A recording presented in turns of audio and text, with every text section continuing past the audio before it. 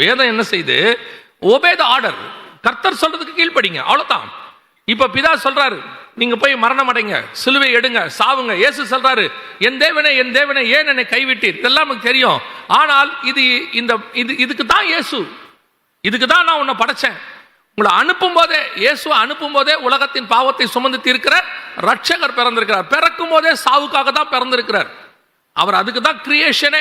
இப்ப யோசிச்சு பாருங்க, தம்மில் தாமே வசனம் சொல்லுது, பாவங்களை நீக்கிறவர் அவர் தான். அவருடைய கிரியேஷனே அதுக்காக தான். அப்படி இருக்கும் பொழுது பிதா சொல்லிட்டாரு, உங்களை அதுக்கு தான் அனுப்பிச்சு வச்சேன். பரலோகத்தில் பிதா அன்பா வளர்த்து, போங்க கீழே போங்க பூமிக்கு. என்ன பண்ணணும் ஆண்டவர்? போய் சிலுவை மரணம் அடையணும். யாருக்காக? நான் ஏற்கனவே பண்ண கிரியேஷன்ஸ்க்காக. உங்களுக்காகவும் இல்லை, எனக்காகவும் இல்லை, இந்த மண்ணில் உண்டாக்குன இவங்களுக்காக.